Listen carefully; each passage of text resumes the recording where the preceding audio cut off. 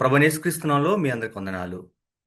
Youth empowering ministries ద్వారా ఏర్పాటు చేయబడిన P213 living with purpose youth టాక్స్కు మీ అందరికీ స్వాగతం తెలియజేస్తా ఉన్నాను. పాల్గొన్న మీ అందరిని బట్టి నేను ప్రభుని స్తుతిస్తున్నాను. ఒక ప్రత్యేకమైన అంశాన్ని ఈరోజు మనం ధ్యానం చేయబోతున్నాం. న్యాయాధిపతుల గ్రంథం 9వ అధ్యాయంలో 6వ అధ్యాయంలో ఒక విషయం కనబడుతుంది. ఇశ్రాయేలులు దేవునికి అవిధేయులవ్వడం అక్కడ మనం చూస్తాం. వారు విగ్రహారాధన చేశారు. వారు దేవతలకు భయపడినట్లుగా అక్కడ రాయబడింది. దేవుడు వారిని 7 సంవత్సరాలు మిద్యానీయులకు అప్పగించాడు. 7 సంవత్సరాలు. ఇశ్రాయేలు వారు పంటలు పండించినప్పుడు మిద్యానీయులు వచ్చి వారి మీద దాడి చేసి వారి పంటలన్నీ తీసుకువెళ్తున్న సందర్భం, 7 సంవత్సరాలు ఈ విధంగా దోచుకుంటున్న సందర్భం. ఇలాంటి పరిస్థితుల్లో దేవుడు ఒక వ్యక్తిని వాడుకున్నాడు. ఇశ్రాయేలుని అతని ద్వారా దేవుడు రక్షించాడు.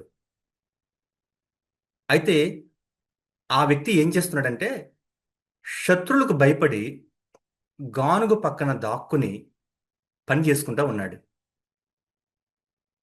తన గురించి తాను ఏమనుకున్నాడు, దేవుడు అతని గురించి ఏమనుకుంటున్నాడు అనేది ఒకసారి ఆలోచించే ప్రయత్నం చేద్దాం.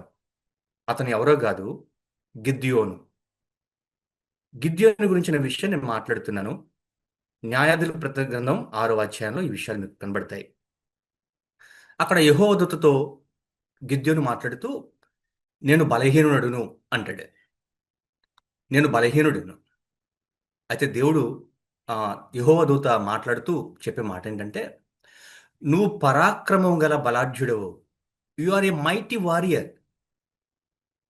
ఇక్కడ కొంచెం జాగ్రత్తగా గమనించండి.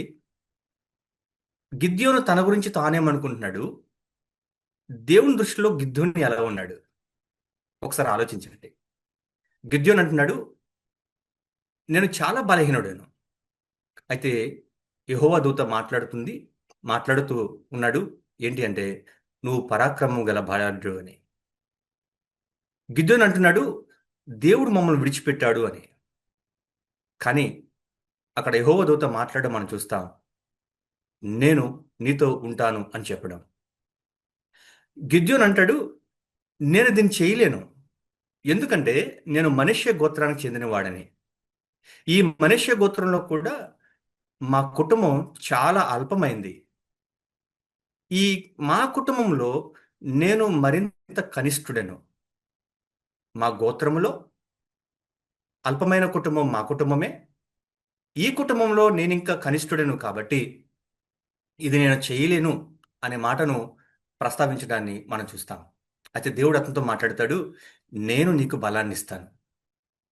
ఆ తర్వాత దాక్కుని పనిచేస్తున్న గిద్యోను ద్వారా దేవుడు గొప్ప విజయాన్ని ఇచ్చాడు. అవతల వైపున ఎన్ని వేల మంది శత్రువులు ఉన్నప్పటికీ కూడా గిద్యోను ద్వారా దేవుడిచ్చిన విజయం అక్కడ మనం అద్భుతంగా కనబడుతుంది. గిద్యోను తను తాను చూసుకున్న విధానం ఒకసారి గమనించండి. దేవుడు గిద్యోను చూస్తున్న విధానం గమనించండి. ఇప్పుడు నేను ఒక ప్రశ్న మీకు వేస్తా ఉన్నాను. దేవుడు నిన్ను ఎలా చూస్తున్నాడో నిన్ను నీవు ఆ విధంగా చూసుకుంటున్నావా? ఇన్సైడ్ అండ్ అవుట్ సైడ్ దేవుడు నీ పట్ల ఎలాంటి భావన కలిగి ఉన్నాడో, దృక్పథాన్ని కలిగి ఉన్నాడో, అట్లాంటి దృక్పథాన్ని నువ్వు కలిగి ఉన్నావా? నేను ఒక ఉదాహరణ చెప్తాను.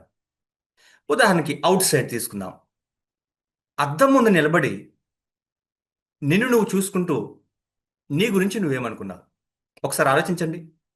కొంతమంది అనుకుంటారు, నేను చాలా బలహీనంగా ఉన్నాను, నేను ఎవరికి నచ్చను, నా జుట్టు సరిగా లేదు, లేదా నాకు ముఠాలు వస్తున్నాయి, నేను పొట్టిగా ఉన్నాను. ఇట్లా మాట్లాడుకునేవారు లేరా? ప్రస్తుత యువతరం ఇదే కదా. అవుట్ సైడ్ మిమ్మల్ని మీరు ఎలా చూసుకుంటున్నారు? అయితే ఒక మాట చెప్పమంటారా? నువ్వు ఎంత ప్రత్యేకంగా సృష్టించబడ్డావో నీకు అర్థమైతే ఈ ఆలోచన నీకు రాదు.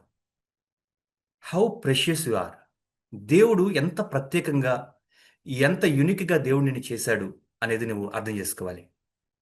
కొంతమంది ఇన్సైడ్ వారి అంతరంగంలో వారి పర్సనాలిటీ కానీ, వారి క్యారెక్టర్ కానీ, వాళ్ళ టాలెంట్స్ గురించి కానీ, వాళ్ళ గిఫ్ట్స్ గురించి కానీ మాకు ఏమీ లేవే అని బాధపడతారు. బాగాండి కొద్దిసేపు. మాకు టాలెంట్స్ లేవు, గిఫ్ట్స్ లేవు. గిద్యోను కూడా మొదట్లో ఇలా అనుకున్నాడు.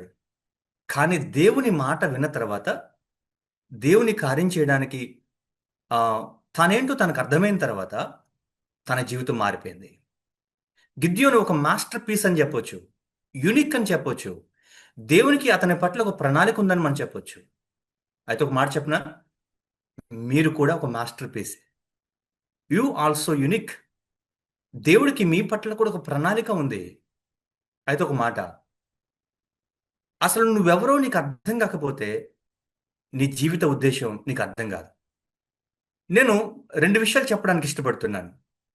ఈరోజు మన అంశం ఏంటి అంటే, జాగ్రత్తగా గమనించండి. Identity and purpose.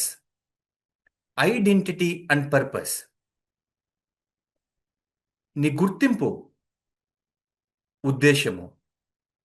సహజంగా మనందరికి వచ్చే ప్రశ్న, చాలా మందికి చాలా సందర్భాలు వచ్చే ప్రశ్న, చాలా క్రిటికల్ క్వశ్చన్స్ ఒక రెండు ఉన్నాయి.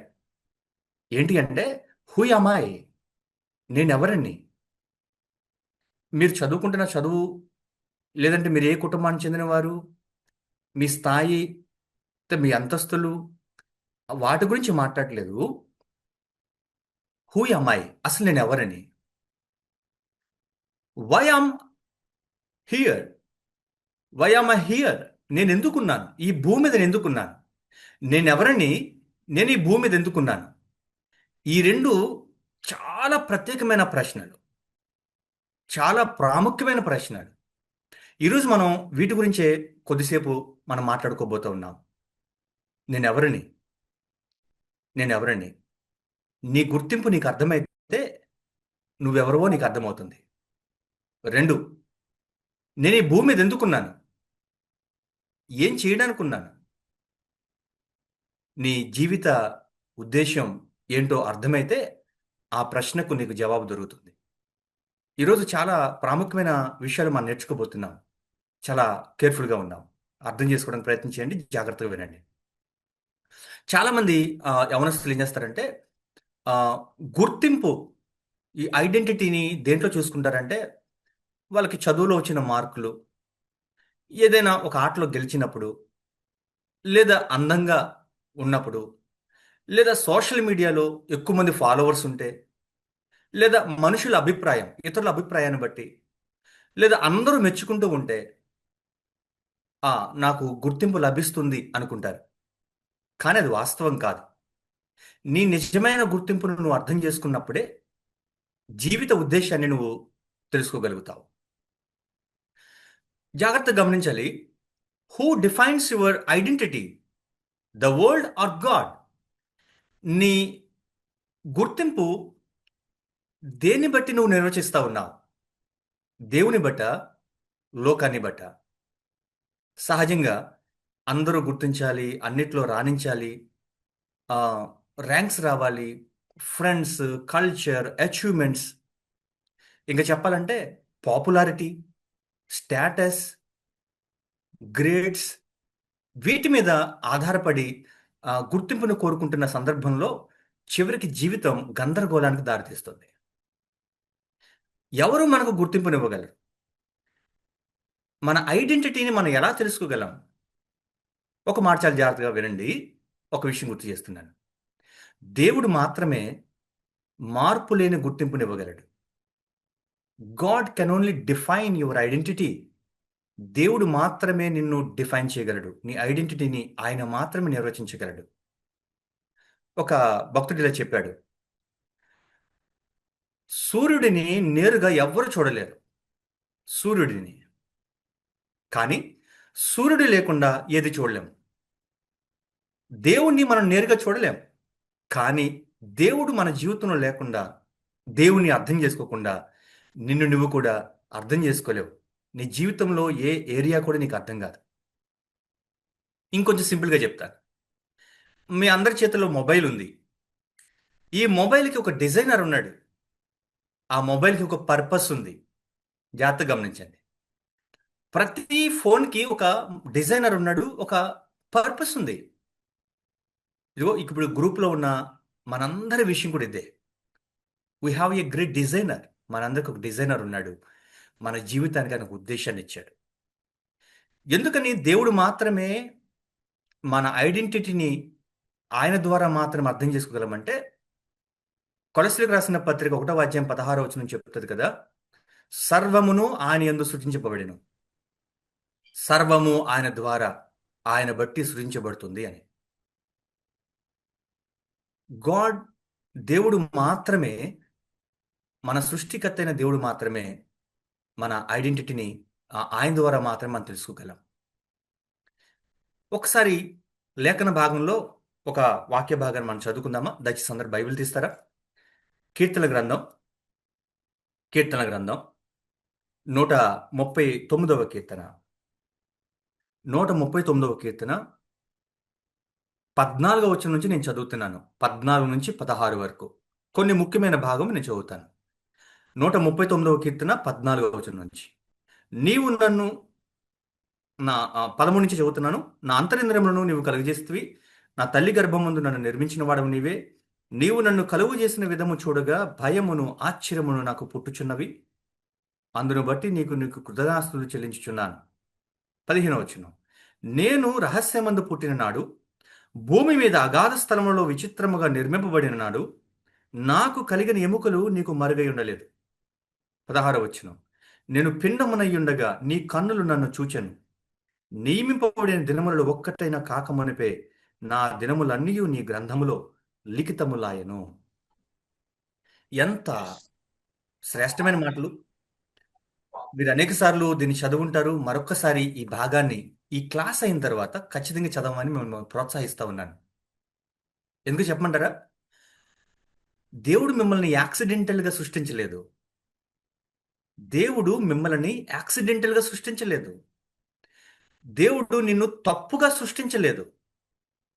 ఈ మాట అంతా మనం చూస్తే ఏమర్థమైందంటే, ఆయన నిన్ను ఎలా సృష్టించాడంటే, ఒక చిత్రకారుడు, ఒక ఆర్టిస్ట్ ఉన్నాడు అనుకోండి, ఆ, దాన్ని చిత్రించేటప్పుడు, ఒక కళాఖండాన్ని చేసేటప్పుడు ఎంత శ్రద్ధగా చిత్రిస్తాడో, ప్రతి ప్రతి ఆ, చిన్న ఆ, విషయాన్ని కూడా అంతకంటే గొప్పగా, ఎవరితో పోల్చలేనట్టుగా దేవుడు నీ జీవితంలో ప్రతి అంశాన్ని, అది నీ రూపం కావచ్చు, నీ ఆ, ప్రతిభ కావచ్చు, నీ జీవితంలో లేదంటే నిన్ను నిర్మించిన విధానం, చాలా శ్రద్ధగా ఆయన నిన్ను నిర్మించాడు.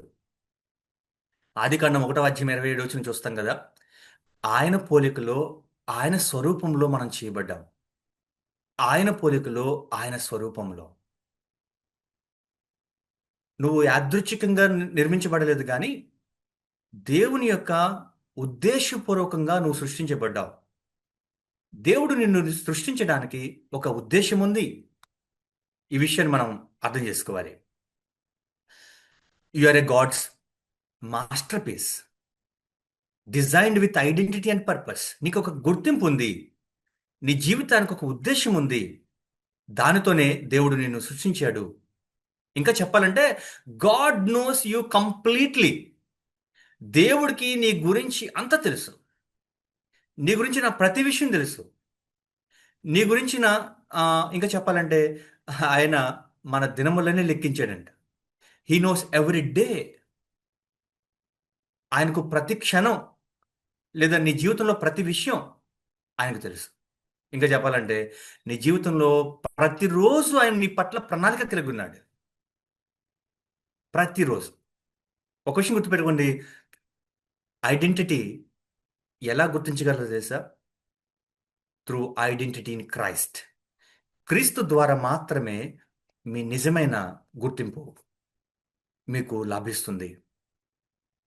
ఇర్మియా గ్రంథం 1వ అధ్యాయము 4 నుంచి 5 వచనాలు కూడా ఒకసారి చూద్దామా? ఇర్మియా గ్రంథం 1వ అధ్యాయము 4 నుంచి 5 వచనాలు చూద్దాం. ఒకటవ అధ్యాయం. యెహోవా వాక్కు నాకు ప్రత్యక్షమై ఎలాగ సెలవిచ్చాను. గర్భములో నేను నిన్ను రూపింపక మునిపే నిన్ను ఎరిగితిని. నీవు గర్భము నుండి బయలుపడక మునిపే నేను నిన్ను ప్రతిష్ఠించితిని. జనములకు ప్రవక్తగా నిన్ను నియమించితిని. గర్భము నుం గర్భములో నేను నిన్ను రూపింపక మునిపే నిన్ను ఎరిగితిని. నీవు గర్భములో నుండి బయలుపడక మునిపే నేను నిన్ను ప్రతిష్ఠించితిని. నాట్ ఓన్లీ అబౌట్ జర్మియా, ఇర్మియా గురించి మాత్రమే కాదండి. దేవుడు నీ పట్ల, నా పట్ల, మనందరి పట్ల అంత గొప్ప ఉన్నతమైన ఉద్దేశాన్ని కలిగి ఉన్నాడు. మరలా చెప్తున్నాను, నీ జీవితం అనుకోకుండా జరిగింది కాదు. ఆయన ఒక నిత్య ఆలోచనలో ఒక భాగం అది. ఇంకా ఈ వచనం మనం చదువుతుంటే అసలు నువ్వు పుట్టక ముందే దేవుడు నీ జీవితానికి ఒక ఉద్దేశం, నీ పట్ల ఒక పిలుపు, ఇంకా చెప్పాలంటే నీ భవిష్యత్తును కూడా ఆయన చూశాడు. ఎప్పుడు తెలుసా? ఈ సృష్టి ప్రారంభం కాక మునిపే. ఎప్పుడు తెలుసా? నువ్వు ఇంకా తల్లి గర్భంలో రూపించబడక మునిపే, అసలు నువ్వు మొదటి ఊపిరి పీల్చుకోక ముందే నీ దేవునికి నువ్వు తెలుసు. ఆయనకు నువ్వు తెలుసు. ఆ విషయాన్ని మనం అర్థం చేసుకోవాలి. God has a plan about your life before your birth. నువ్వు పుట్టక ముందే దేవుడికి నీ పట్ల ఒక ప్రణాళిక ఉంది. That's great thing. నేను ఇప్పటి వరకు ఐడెంటిటీ సహజంగా లోకాన్ని బట్టి, లోక అభిప్రాయాలను బట్టి, మనుషులను బట్టి, మనుషుల ద్వారా వచ్చే అభిప్రాయాలను బట్టి, లోకంలో ఉన్న విషయాలను బట్టి నీ గుర్తింపు నువ్వు అర్థం చేసుకోలేవు. ఖచ్చితంగా సృష్టికర్త ద్వారానే, నేను సృష్టించిన మన దేవుని ద్వారానే తెలుసుకోగలం. ఇంకా చెప్పాలంటే సో ఐడెంటిటీ ఎలా తెలుస్తుందంటే so through Christ only. Your true identity is Christ only, is in Christ only. క్రీస్తులో మాత్రమే నీ నిజమైన గుర్తింపు ఉన్నది అన్న విషయాన్ని మనం గమనించాలి. చాలా జాగ్రత్తగా నేను జ్ఞాపకం చేస్తున్నాను. యేసు క్రీస్తుని అర్థం చేసుకోకపోతే, మన దేవుడు మన సృష్టికర్త, ఆయన మనం అర్థం చేసుకోకపోతే నన్ను నేను అర్థం చేసుకోలేను, నా భవిష్యత్తును అర్థం చేసుకోలేను, నా జీవితాన్ని అర్థం చేసుకోలేను, మరణం తర్వాత నా జీవితాన్ని అర్థం చేసుకోలేను, సంఘాన్ని అర్థం చేసుకోలేను, సమాజాన్ని అర్థం చేసుకోలేను, కుటుంబాన్ని అర్థం చేసుకోలేను. ఎందుకో తెలుసా? నీ జీవితానికి, నా జీవితానికి ఆయనే మూలం గనుక. He's the origin. ఆయన లేకుండా ఏది కలగలేదు. యేసుక్రీస్తు వారు మరియ మార్తలతో మాట్లాడుతూ నేనే పునరుద్ధానాన్ని, జీవాన్ని అని మాట్లాడుతున్నప్పుడు ఆయన జీవానికి, ప్రస్తుత జీవానికి, మరణం తర్వాత జీవానికి కూడా ఆయనే మూలం అనే అర్థాన్ని మనం అర్థం చేసుకోవచ్చు. నీ జీవితం, నా జీవితం అర్థం కావాలంటే నిన్ను నన్ను సృష్టించిన మన దేవుణ్ణి అర్థం చేసుకోవాలి. ఇంకా స్పష్టంగా యేసుని మీరు ఎంతగా అర్థం చేసుకోగలిగితే, ఆయన జీవితాన్ని ఎంతగా మీరు స్టడీ చేయగలిగితే, ఆయన గురించి ఎంతగా తెలుసుకోగలిగితే, అది మీ జీవితం యొక్క అర్థాన్ని తెలుసుకోవడానికి మరింత ఉపయోగపడుతుంది. ఎప్పుడైతే మనం యేసుక్రీస్తుని మన సొంత రక్షణగా అంగీకరించామో, అది మన జీవితంలో అత్యంత ప్రధానమైన, ప్రాముఖ్యమైన, ఉన్నతమైన నిర్ణయం అనేది మనం గుర్తించాలి. What is my identity in Christ? ఇప్పుడు నేను అసలు విషయంలోకి వెళ్తున్నాను. ఉన్న సమయం కొద్ది కాబట్టి నేను వివరించను. చాలా జాగ్రత్తగా వినండి. నేను మరలా చెప్తున్నాను. రెండు విషయాలు మీకు ముఖ్యంగా చెప్తానని చెప్పాను. నేనేమై ఉన్నాను, ఐడెంటిటీ ఇన్ క్రైస్ట్. ఈ భూమి మీద నేను ఎందుకున్నాను, సో పర్పస్ ఆఫ్ లైఫ్. ఈ రెండు విషయాలు అర్థం చేసుకోబోతున్నాం. సో మీ అందరికీ తెలుసు ఐడెంటిటీ ఇన్ క్రైస్ట్. దీన్ని అర్థం చేసుకోవడానికి సో మనకు 5 వేళ్ళు ఉన్నట్టుగా సో 5 విషయాలు గుర్తు చేస్తాను. నేను నా గుర్తింపు ఏంటి అని తెలుసుకోవడానికి 5 విషయాలు చెప్తాను. అదేవిధంగా నా జీవితం యొక్క ఉద్దేశం ఏంటి? సరే, నా గుర్తింపు నాకు అర్థమైంది, మరి ఎందుకు నేను ఈ భూమి మీద ఉన్నాను, ఏం చేయడానికి ఉన్నాను అంటే దానికి మరొక 5 విషయాలు చెప్తాను. మీరు జాగ్రత్తగా నోట్ చేసుకోండి, రాసుకోవాలని నేను కోరుతా ఉన్నాను. మొదటి విషయం, దేవుని బిడ్డగా చేయబడిన నీవు నేను క్రీస్తుని అంగీకరించిన నీవు నేను, ఆయనను రక్షకునిగా, రాజుగా అంగీకరించిన నీవు నేను. ఇంకా చెప్పాలంటే ఆయన ఆ, మన పాపం నిమిత్తం నాకు బదులుగా మరణించాడు, సమాధి చేయబడ్డాడు, తిరిగి లేచాడు అని విశ్వసించిన నీవు నేను. గుర్తించాల్సిన విషయం ఏంటో జాగ్రత్తగా ఆలోచించండి. Number one, what is my identity Christ?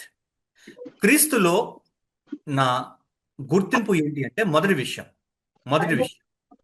I'm accepted. I'm accepted. ఎలా యాక్సెప్ట్ చేయబడని తెలుసా?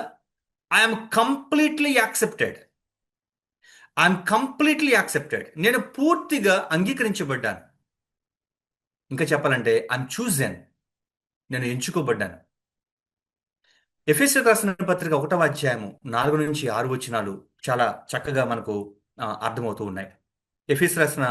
ఎఫెసీయులకు రాసిన పత్రిక 1వ అధ్యాయము 4 నుంచి 6 వచనాలు చాలా ప్రాముఖ్యమైనవి. దాంట్లో కొన్ని మాటలు గుర్తు చేస్తున్నాం. యేసుక్రీస్తు ద్వారా తనకు కుమారులుగా స్వీకరించడానికి మనలను ముందుగా తన కోసం నిర్ణయించుకున్నాడు. తన ఎదుట పరిశుద్ధులుగా, నిర్దోషులుగా ఉండాలని జగత్తు పునాది వేయబడక మునిపే ప్రేమ చేత ఆయన క్రీస్తులో మనల్ని ఏర్పరచుకున్నాడు. ఆయన జగత్తుకి పునాది వేయబడక మునిపే క్రీస్తులో మనల్ని ఏర్పరచుకున్నాడు. I'm accepted. I'm chosen. ఇంకా చెప్పమంటారా? ఈ వచనం మనం చదువుతున్నప్పుడు అర్థం చేసుకోవాలి. He choose me before making creation. ఈ సృష్టి చేయబడక మునిపే ఆయన క్రీస్తులో నన్ను ఎన్నుకున్నాడు. ఆయన క్రీస్తులో నన్ను ఎన్నుకున్నాడు. ఎంత గొప్ప విషయం! I'm accepted. I'm chosen. I'm chosen. జాగ్రత్తగా గమనించే ప్రయత్నం చేద్దాం. రెండవది, ఇక్కడ గమనించాల్సిన విషయం ఏంటంటే, తీతుకు రాసిన పత్రికలో 3వ అధ్యాయంలో మీకు కనబడుతుంది. 3వ అధ్యాయంలో మనము ఎందుకు అంగీకరించబడ్డాం? దేవుడు మనల్ని ఎలా అంగీకరించాడు? మన మంచి పనుల ద్వారా కాదు, మన నీతి కార్యాల ద్వారా కాదు, మనం చేసిన మంచి పనుల వల్ల కాదు. కేవలం క్రీస్తు ద్వారా మాత్రమే మనం అంగీకరించబడ్డాం. ఇది అర్థం చేసుకోవాలి. యేసుక్రీస్తుని మనం మన రక్షకునిగా, మన రాజుగా అంగీకరించడం ద్వారా మాత్రమే మనం సంపూర్ణంగా మనం యాక్సెప్ట్ చేయబడుతున్నాం అన్న విషయాన్ని గుర్తించాలి. మొదటి విషయం నేను గుర్తు చేస్తున్నాను. I am accepted. I'm accepted. ఎలా అంటే through Christ only. Through Christ only. అందుకంటే క్రీస్తు లేకపోతే అసలు మనకు గుర్తింపే లేదు. రెండో విషయం చెప్తున్నాను. రెండో విషయం, I'm valuable. What is identity in Christ అంటే రెండవది ఐఎమ్ వాల్యుబుల్. ఎలా ఎలా వాల్యుబుల్ అంటే ఐఎమ్ ఎక్స్ట్రీమ్లీ వాల్యుబుల్. నేను దేవునికి అత్యంత విలువైన వాడిని. దేవునికి అత్యంత విలువైన వాడిని. దేవుని వాక్యం చెప్తుంది. మనం ఆలోచించవచ్చు. ఆయన తన అమూల్యమైన రక్తము ద్వారా, ఆయన అమూల్యమైన రక్తము మనము చేసిన పాపములకు పరిహారంగా వెల చెల్లించబడింది. పరిశుద్ధుడైన దేవుడు పరలోక సింహాసనాన్ని విడిచి ఈ లోకానికి రావడం, రిక్తునిగా రావడం, మన పాపము కొరకు, మన శాపము కొరకు, నరకం నుంచి తప్పించడానికి, మనం పొందవలసిన పాప శిక్షకు బదులుగా ఆయన వెల చెల్లించేంత విలువైన వాడను నువ్వు నేను. ఎంత విలువైన వారమంటే, దేవాతి దేవుడు ఆయన మన కొరకు ఈ లోకానికి వచ్చి మన కొరకు తన విలువైన పరిశుద్ధమైన రక్తాన్ని చిందించేంత గొప్ప విలువైన వారు. You are bought with a price. మీకు వెల చెల్లించబడింది. వెల చెల్లించబడింది. కొరింథీయులకు రాసిన మొదటి పత్రిక 6వ అధ్యాయం 20వ వచనంలో మన విషయాలు చూస్తాం. నీ వల్ల మనుషులు ఏమనుకుంటున్నారు అనే దాన్ని బట్టి నీకు ఈ గుర్తింపు రాలేదు, ఈ విలువ రాలేదు. ఇతరులు ఏమనుకుంటున్నారు అనే బట్టి ఈ విలువ రాలేదు. ఇదిగో క్రీస్తును బట్టి మాత్రమే నీకు ఈ విలువ వచ్చింది. సో విలువైన తన ప్రాణాన్ని క్రీస్తు మనకిచ్చాడు అంటే మనం ఎంత విలువైన వారమో అర్థం చేసుకోవాలి. ఒక విషయాన్ని గుర్తు చేస్తున్నా. ఎప్పుడైనా క్రాస్ని చూసినప్పుడు ఇది మనకు అర్థం కావాలి. నేను అత్యంత విలువైన వాడను దేవుని దృష్టిలో. అత్యంత విలువైన వాడను. కాబట్టి ఆయన నా కొరకు ప్రాణం పెట్టాడు. మూడో విషయం, ఐఎమ్ లవ్డ్. I'm loved. ఎలాగో తెలుసా? I'm loved.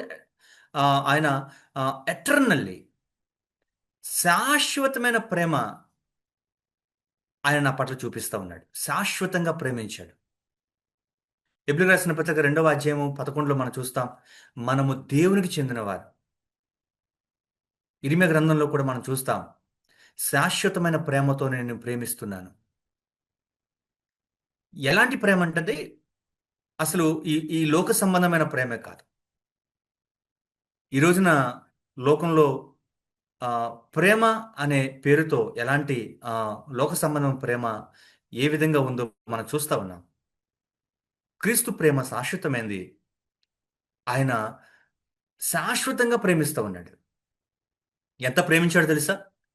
రోమాపత్రిక 5వ అధ్యాయంలోకి వెళ్తే, మనమింకను పాపులమై ఉండగా క్రీస్తు మన కోసం చనిపోయాడు. మనమింకను బలహీనులమై ఉండగా క్రీస్తు మన కోసం చనిపోయాడు. అక్కడ రాయబడి ఒక మాట ఏంటంటే, మనమింకను శత్రులమై ఉండగా క్రీస్తు మన కోసం చనిపోయాడు. వెన్ వీఆర్ ఎనిమిస్, శత్రులుగా ఉన్నప్పుడు క్రీస్తు మన కోసం చనిపోయాడండి. ఎందుకో తెలుసా? మీరు శాశ్వతంగా ప్రేమించబడ్డారు. ఎటువంటి పరిస్థితుల్లోనూ దేవుని ప్రేమ మీ నుండి దూరం కాదు. ఆయన బిడ్డలుగా ఉన్న మీరు ఈ సత్యాన్ని అర్థం చేసుకోవాలి. నాలుగవదిగా, ఐఎమ్ ఫర్గివెన్. నేను క్షమించబడ్డాను. ఎలాగో తెలుసా? I'm totally forgiven. నేను పూర్తిగా క్షమించబడ్డాను.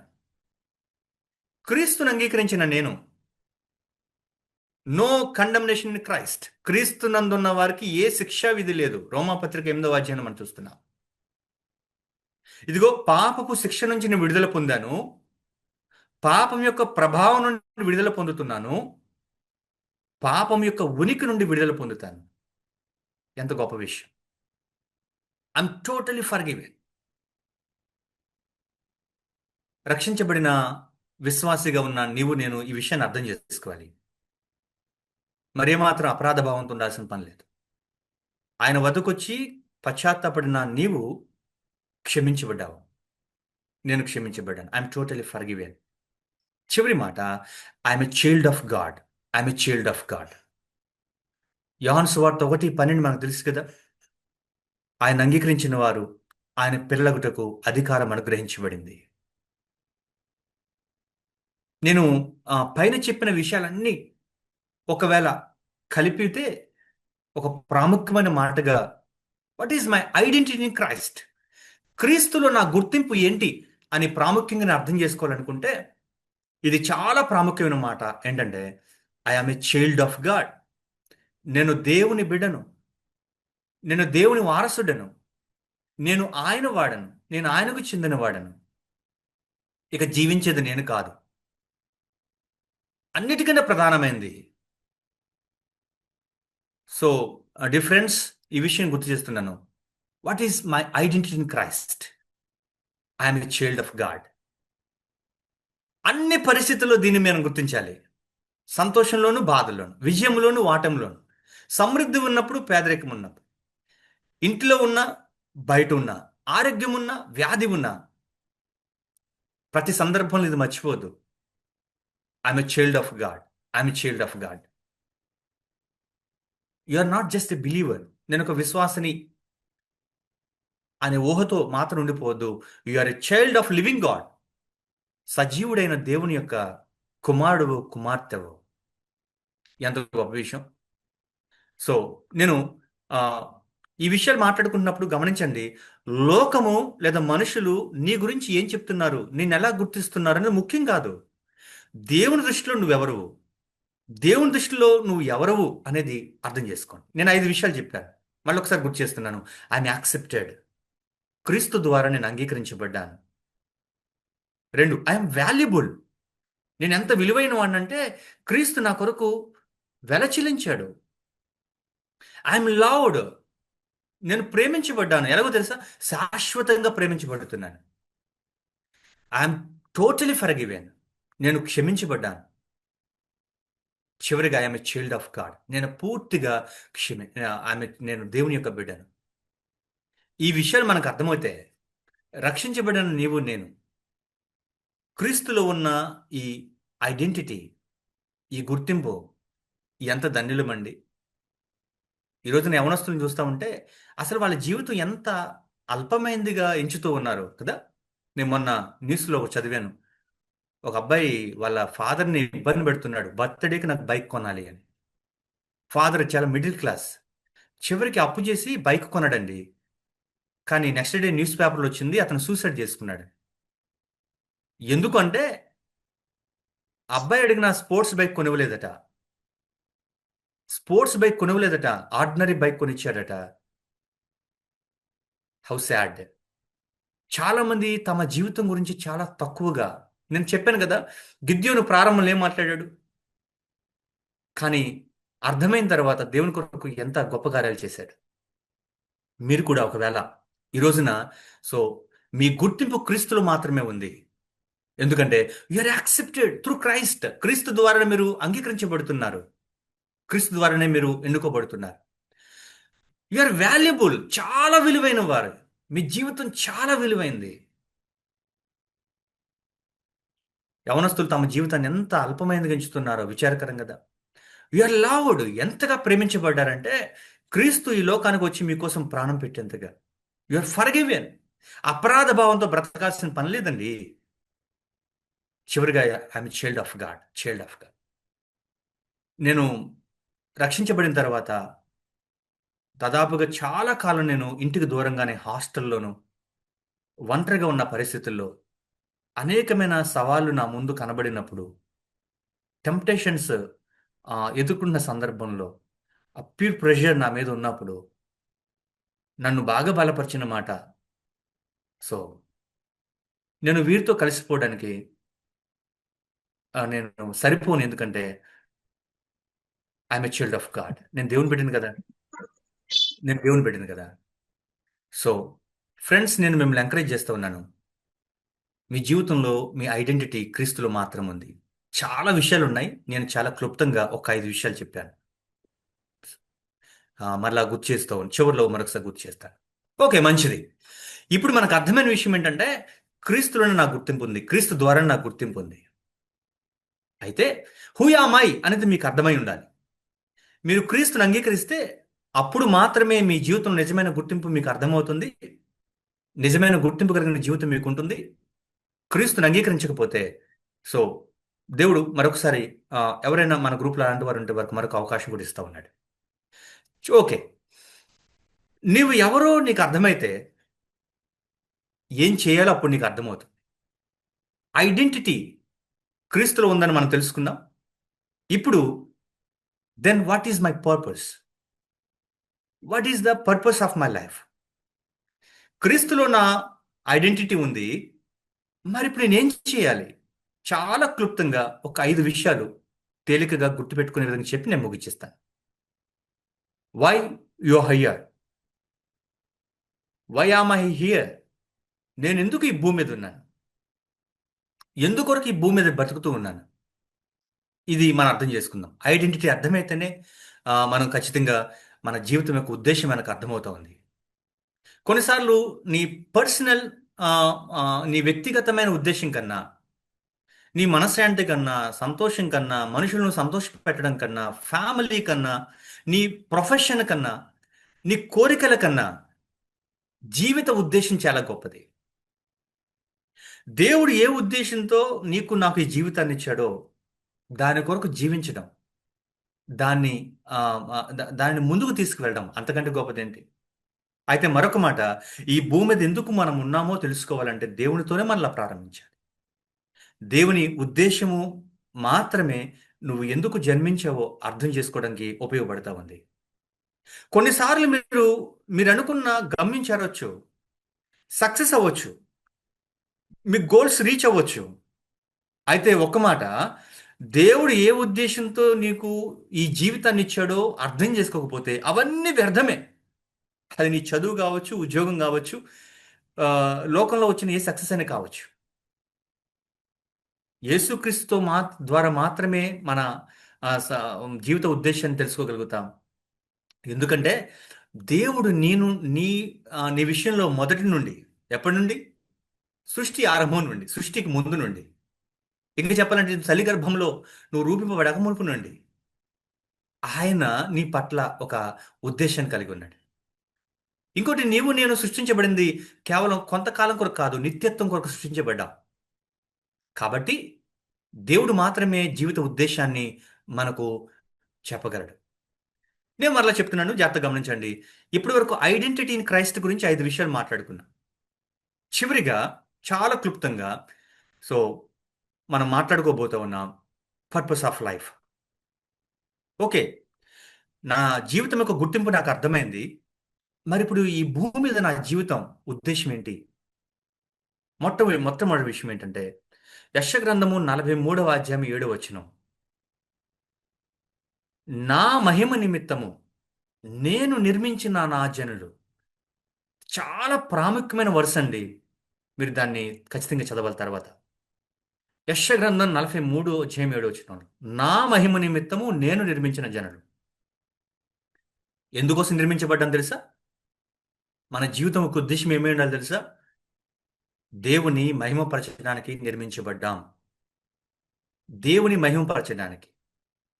అన్ని విషయాల్లో దేవుని మహిమపరచాలని దేవుని వాక్యం చెప్తా ఉంది. అన్ని విషయాల్లో. ఫ్రెండ్స్, ఇక్కడున్న యంగ్స్టర్స్కి నేను చెప్తా ఉన్నాను, సూటిగా అడుగుతున్నాను. దేవుడు నీ జీవితం ద్వారా మహింపరచబడుతున్నాడా? నీ మాటలు, నీ చూపులు, నీ తలంపులు, నీ పనులు, నీ ఆలోచనలు, నీ రిలేషన్స్, దేవుడు మహింపరచబడుతున్నాడా? ప్రభు అంటారు, యేసుక్రీస్తు ఆయన యోహాను సువార్తలో 17వ అధ్యాయం 4వ వచనంలో మాట్లాడతారు కదా, చేయుటకు నీవు నాకిచ్చిన పనిని సంపూర్ణంగా నెరవేర్చాను, భూమి మీద నిన్ను మహింపరిచాను. దేవుని చిత్తాన్ని జరిగించడం ద్వారా దేవుని మహింపరచగలం. నా సొంత ఇష్టాలు కాదు, నా సొంత కోరికలు కాదు. జీవిత ఉద్దేశం ఏంటంటే, మొదటిది దేవుని మహిమ కొరకు నిర్మించబడ్డా.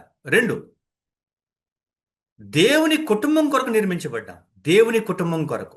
ఎఫెసీయులకు రాసిన పత్రిక 2వ అధ్యాయం 19వ వచనం ప్రకారం దేవుని కుటుంబం కొరకు రక్షించబడిన నీవు నేను సార్వత్రిక సంఘంలో చేర్చబడ్డాం. నేను ఒంటరి, నాకు ఎవరు అనాల్సిన పని లేదు. దేవుని యొక్క క్రీస్తు యొక్క శరీరంలో మనం పాలిభాగస్థులమయ్యాం, అవివాలమయ్యాం. దేవునితో దైవికమైన సహవాసం మనకు ఇవ్వబడింది. దైవికమైన స్నేహం మనకు ఇవ్వబడింది. సంఘంలో మనందరం కూడా అవివాలుగా మనం గుర్తించాల్సిన వారంగా ఉన్నాం. నీకివ్వబడిన పనిని సంఘంలో నీ పాత్రను నువ్వు నమ్మకంగా పోషించాలి అని దేవుడు ఆశిస్తూ ఉన్నాడు. జాగ్రత్తగా గుర్తుంచుకోనండి, దేవుడు తన కుటుంబం కొరకు నిన్ను నిర్మించాడు. సంఘంలో దేవుడు నీకు ఇచ్చిన పనిని నమ్మకంగా కొనసాగించాలి. 3వది, రోమాపత్రిక 8వ అధ్యాయం 29 ప్రకారం, ఎందుకు జీవితం యొక్క ఉద్దేశం ఏంటి? What is the purpose of my life? క్రీస్తు వలె మారడానికి నువ్వు సృష్టించబడ్డావు. క్రీస్తు వలె మారడానికి. ఏమండి, రక్షించబడిన మనందరి యొక్క ఉద్దేశం ఏంటి? క్రీస్తుకు సమానమైన సంపూర్ణతలోనికి మనం ఎదగాలి. అదే కదా దేవుని లేఖనాలు చెప్తా ఉన్నాయి. యేసుక్రీస్తుకి అభిమానులు అవసరం లేదు, చాలా మంది ఫ్యాన్స్గా ఉన్నారు. వాళ్ళు ఆయనకు అవసరంలా. ఏదో ఒక సెలబ్రిటీని, సినిమా స్టార్ను, స్పోర్ట్స్ స్టార్ను వెంబడించినట్టు కాదు. Jesus wants followers. ఆయన వెంబడించేవారు కావాలి, ఆయన పోలి జీవించేవారు కావాలి. క్రీస్తు వలె మారడానికి సృష్టించబడ్డాం. ఫ్రెండ్స్, నేను ఒక మాట గుర్తు చేస్తా ఉన్నాను, నా జీవితం నేర్చుకున్న మాట. మీ ప్రతి నిర్ణయంలో మీ ప్రతి నిర్ణయంలో ఒక విషయం గుర్తు చేస్తా ఉన్నాను. సహజంగా మీరు డబ్ల్యూడబ్ల్యూడబ్ల్యూ వెబ్సైట్కి వెళ్తారు ఏ విషయం కావాలన్నా. అయితే మీ ప్రతి నిర్ణయంలో ఒక ప్రశ్న మీ ముందుంచుకోండి. What would Jesus do? What would Jesus do? WWJD. 2000 సంవత్సరాల క్రితం యేసుక్రీస్తు లోకంలో జన్మించాడు. ఆయన జీవించాడు, మాదిరి చూపించాడు. క్రీస్తు నా స్థానంలో ఉంటే ఆయన ఇది మాట్లాడగలడా, ఇది చేయగలడా, ఇది ఆలోచించగలడా, ఇలా ఉండగలడా అని స్పందన ఎలా ఉంటుంది? Think like that. What would Jesus do? క్రీస్తు వలె మారడానికి, క్రీస్తు పోలికలో మారడానికి మనం సృష్టించబడ్డాం. నాలుగో విషయం, పేతురు రాసిన మొదటి పత్రిక 4వ అధ్యాయం 10వ వచనం, దేవుణ్ణి సేవించడానికి నిర్మించబడ్డాం. To serve the Lord. దేవుడు మనందరికీ కూడా గిఫ్ట్స్ అండ్ రోల్స్ ఇచ్చాడు. We each have gifts and roles. ప్రతి ఒక్కరికి వరాలు ఇవ్వబడ్డాయి. ప్రతి ఒక్కరికి ఒక పాత్ర ఇవ్వబడింది. ప్రభువును సేవించండి. మీ కుటుంబములో, సంఘములో, మీ కాలేజీలో, మీ వర్క్ ప్లేస్లో, సొసైటీలో సర్వ్ ద లార్డ్. మనం అడగాల్సింది, God how can I use this gift for you? నువ్వు ఇచ్చిన ఈ గిఫ్ట్ని నీ కొరకు నేను ఎలా వాడాలి? దేవుని సేవించడానికి మనం నిర్మించబడ్డాం. చివరి మాట చెప్తాను. మార్కు సువార్త 16:15 ప్రకారం సువార్తను ప్రకటించడానికి నిర్మించబడ్డాం. We are saved to save others. రక్షించబడిన మనం ఇతరులను రక్షించడానికే దేవుడు మనకు ఈ జీవితాన్ని ఇచ్చాడు. ఎలా? Through your lifestyle. నీ జీవిత విధానం ద్వారా. How you are living in your classroom, in office, in your home. ఒక విషయం చెప్తున్నాను ఫ్రెండ్స్, స్టూడెంట్స్ చెప్తా ఉన్నాను. నీ జీవిత విధానం ద్వారా క్రీస్తు నువ్వు ప్రకటించగలగాలి. మీ క్లాస్ రూమే మీ మిషన్ ఫీల్డ్. మీరు ఉద్యోగం చేస్తున్న మీ ఆఫీసే మీ mission field. Your colleagues are your mission field. మీరుంటున్న ఇల్లు, మీ వీధి, మీ ప్రాంతమే mission field. We are save to save others. So 5 విషయాలు గుర్తు చేశాను. ఒకటి, నా జీవితం యొక్క ఉద్దేశం ఏంటంటే దేవుని మహిమ కొరకు నిర్మించబడ్డాను. రెండవది, దేవుని కుటుంబం కొరకు నిర్మించబడ్డాను, ఫర్ ద గాడ్స్ ఫ్యామిలీ. మూడవది, క్రీస్తు వలె మారడానికి సృష్టించబడ్డాను. నాలుగవది, టు సర్వ్ ద లార్డ్, దేవుని సేవించడానికి. ఐదవది, సువార్తను ప్రకటించడానికి నిర్మించబడ్డాను. ఒక మాట చెప్పమంటారా? You are not alone in this journey. మీ జీవితంలో, ఈ జీవిత ప్రయాణంలో మీరు ఒంటరి కాదు. ఆయన విశ్వాసం కలిగి, దేవుని ఉద్దేశం కలిగి జీవించండి. సో ఈ కార్యాలు మీ జీవితంలో జరుగుతాయి. 2 విషయాలు గుర్తు చేశాను. Identity in Christ. సో నేను యాక్సెప్ట్ చేయబడ్డాను, అంగీకరించబడ్డాను. మనం మాట్లాడుకున్న 5 విషయాలు ఒకసారి గుర్తు చేసి ముగిచ్చేస్తున్నాను. ఐఎమ్ యాక్సెప్టెడ్, ఐఎమ్ వాల్యుబుల్, చాలా విలువైన వాడని. ఐఎమ్ లవ్డ్, శాశ్వతంగా ప్రేమించబడుతున్నాను. ఐఎమ్ టోటలీ ఫర్గివెన్, నేను క్షమించబడ్డాను. I'm child of God. That is my identity. Then what is my life, purpose of life? నేనెవరో నాకు అర్థమైంది. మరి ఎందుకోసం నేను ఈ భూమి మీద ఉన్నాను? ఎందుకోసమో తెలుసా? మనం మాట్లాడుకున్నాం. మొదటిగా, దేవుని మహిమ కొరకు నిర్మించబడ్డాం. నీ జీవిత కాలం అంతా ఆయన మహిమ కొరకు జీవించు. 2, దేవుని కొరకు, దేవుని కుటుంబం కొరకు మనం నిర్మించబడ్డాం, ఆయన సంఘంలో చేర్చబడ్డానికి. 3వదిగా, ఆయన పోలికలో మారడానికి. 4వదిగా, ఆయన సేవించడానికి. అన్ని ప్రదేశాల్లో, అన్ని చోట్ల, అన్ని సందర్భాల్లో, అన్ని సమయాలలో ఆయన సేవించడానికి. చివరిగా, సువార్తను ప్రకటించడానికి. నీ జీవిత విధానం ద్వారా, నీ ప్రకటన ద్వారా. ఈ 2 చాలా ప్రాముఖ్యమైన విషయాలు. తప్పనిసరిగా ఎవరికైనా అవసరం ఉంటే నేను ఖచ్చితంగా నోట్స్ పంపిస్తాను. డెఫినెట్గా మరింత రెఫరెన్సెస్ స్టడీ చేయండి. ఉన్న కొద్ది సమయం కాబట్టి నేను కొంచెం క్లుప్తంగా మాట్లాడుతూ వచ్చాను. కానీ ఒక విషయం గుర్తుపెట్టుకోండి, you are not alone in this journey. క్రీస్తులోనే మీ ఐడెంటిటీ ఉంది, గుర్తింపు ఉంది. తర్వాత క్రీస్తు యొక్క దేవుని ద్వారా మనకు ఆయన అనుగ్రహించబడిన జీవిత ఉద్దేశాన్ని గుర్తించి ముందుకు వెళ్దాం. Thank you very much. మహాపరిశుద్ధుడైన తండ్రి, మీకు వందనాలు, స్తోత్రాలు తెలియజేసుకుంటున్నాం. ఈ రీతిగా దేవ తండ్రి, మీ గురించిన కొన్ని మాటలు వినటానికి మమ్మల్ని అందరినీ ఈ రీతిగా సమూహపరిచినందుకు మీకు మమ్మల్ని స్తుతిస్తున్నాము. ఈరోజు టాక్ ద్వారా మా జీవితంలో దేవ తండ్రి, మీ ద్వారా అయ్యా మా నిజమైన గుర్తింపును మేము గుర్తించగలగటానికి మీరు మాట్లాడిన విషయాలన్నిటిని బట్టి దేవా మిమ్మల్ని స్తుతిస్తున్నాము. నిజంగా దేవా తండ్రి, మీరు మమ్మల్ని అద్భుతంగా సృష్టించారు. ఎంతో ప్రేమించారు. ఎంతో విలువైన వాడిగా చూశారు. మమ్మల్ని అంగీకరించారు. మమ్మల్ని క్షమించారు. మీ కుమారునిగా చేశారు. ఈ పాటి వారం దేవా, విలువలేని వారకు విలువైన రక్తం ద్వారా మమ్మల్ని రక్షించి విలువైన వారిగా చేసున్నాం. మీలోనే మా గుర్తింపు, మీలోనే మా విలువ. మీకు అతీతంగా దేవా తండ్రి, మా గుర్తింపు ఏమీ లేదు దేవా. మీలోనే మేము చెల్లించుచున్నాం. మీలోనే ఉనికి కలిగి ఉన్నాం. అందుని బట్టి మిమ్మల్ని స్తుతిస్తున్నాం దేవా. మా గుర్తింపు ఏమాత్రం తక్కువ కాదు. మేము మా స్థితి ఏదైనప్పటికీ దేవా, మేము ఏమాత్రం తక్కువ కాదు. మీ స్వరక్తమిచ్చి సంపాదించి తద్వారా మీ ప్రియ కుమారులుగా చేర్చబడిన చేయబడిన వ్యక్తులం మేము. ఈ విషయాన్ని గుర్తించడానికి ఎట్ ద సేమ్ టైం దేవా, ఈ లోకంలో మీరు మాకొక ఉద్దేశాన్ని అనుగ్రహించున్నారు. ఆ ఉద్దేశం కూడా మీ ద్వారానే మేము అర్థం చేసుకోగలం. మా నిజమైన ఉద్దేశాన్ని మీ ద్వారా గ్రహించుకుంటూ ఈ లోకంలో మీ మహిమ కొరకు మేము జీవించగలగటానికి మీరు మాకు అనుగ్రహించిన సార్వత్రిక స్థానిక సంఘంలో సహవాసంలో ఉండటం కొరకు మాకు ఇవ్వబడిన బాధ్యతల్లో దేవా, మాకిచ్చిన మీరు పరిశుద్ధాత్మ దేవుని ద్వారా మీరు మాకు అనుగ్రహించిన వరాలను దేవా వాడుతూ దేవా, మిమ్మల్ని సేవించడానికి, ఇతరులను రక్షించడానికి ఈ రీతిగా దేవా మీరు మాట్లాడుతూ వచ్చిన విధానం బట్టి మీకు వందనాలు. ఈ ప్రయాణం అంతట్లో దేవా మీరు మాకు తోడుగా ఉన్నారు.